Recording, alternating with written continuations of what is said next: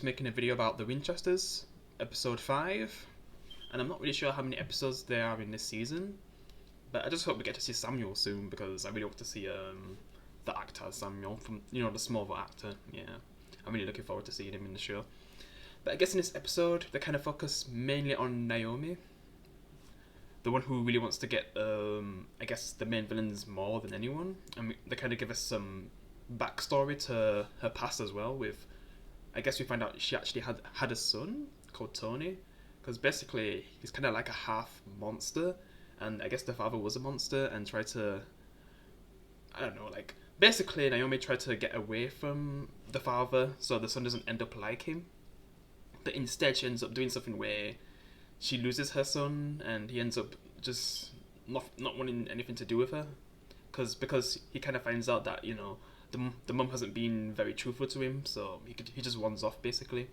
And I guess this is before she joins the Winchester gang, yeah. before Samuel, like before she meets all of them.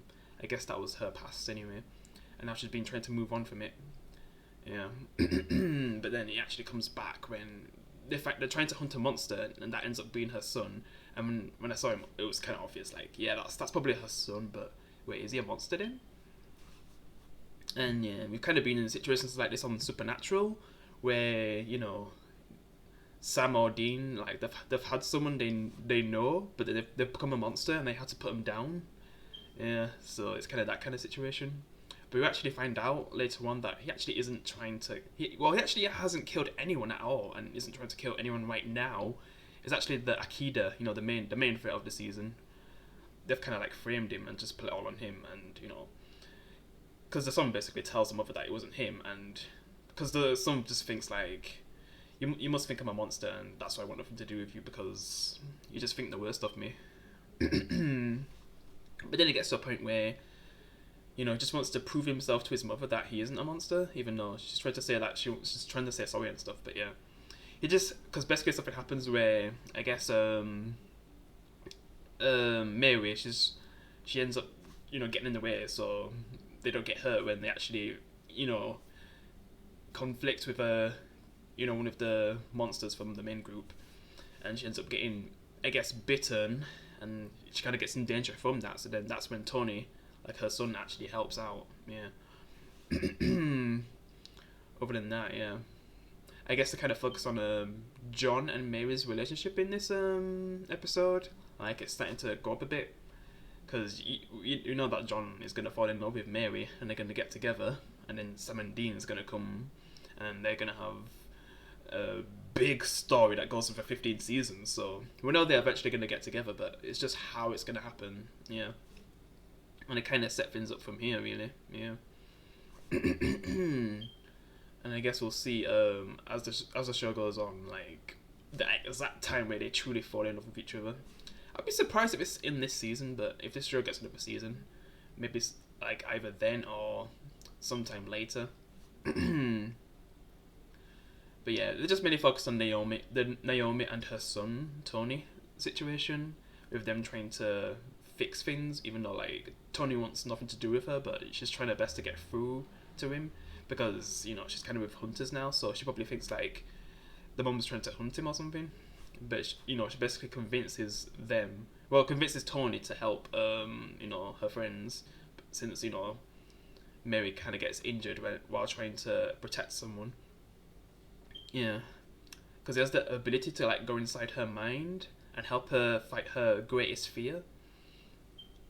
And since she probably won't face it by herself, that's when John decides to go in because he really cares about her, and basically help her fight it. Because basically when she was a kid, like from only 5 years old, that's when she was introduced to this life of a hunter. Only 5 years old, man. She didn't even have a childhood basically, because from that very day she's been scared of monsters.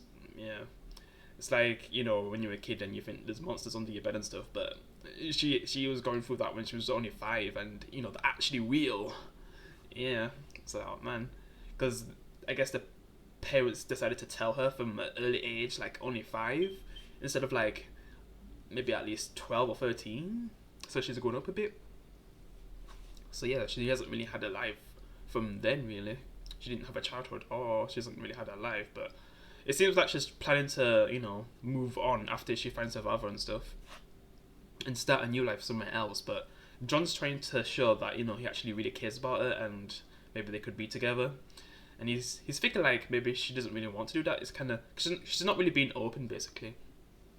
So there's like a scene where he goes back to like his old girlfriend to see if he'll try to mend things there, but deep down he wants to be with Mary.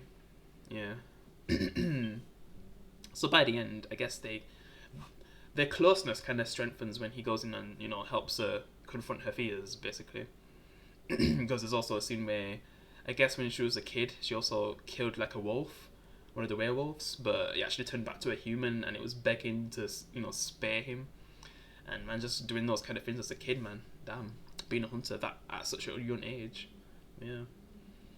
But John helps her get through it, because if it wasn't there, she probably would have died. Yeah. But and if it wasn't for Tony, like, they would have had no hope anyway. Yeah, like Mary basically would have died there, and Sam and Dean would never exist. This spin-off would never exist.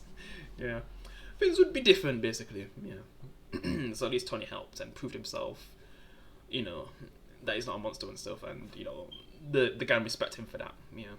And that's pretty much it. That's all I got to say about this episode. It was an okay episode, and that's pretty much it. That's all I can say. I mean, they kind of get a bit of a lead to get closer to know where the main threat is, since they kind of learn her name, I think, and she's basically like a DJ. So they're kind of getting a bit closer to who the actual threat is, because we've seen her in the last episode, but we still don't know like her full goal. We know what she's trying to do with killing all these monsters to gain some kind of power, but we don't fully know what she's trying to do, right? Well, in my opinion anyway. They haven't fully revealed it yet, but yeah. I mean, you can probably like guess, and I guess some of the characters have guessed what it could be. But we'll get the full reveal soon anyway. And we've met the character, and basically things are just getting closer to revealing what she's really trying to do. And yeah, that's pretty much all I got to say. Yeah, it was a good episode. I enjoyed it. But yeah, guys, guess I'll end it here. Probably gonna make a Chucky review after this. I'll see you in the next one. Peace.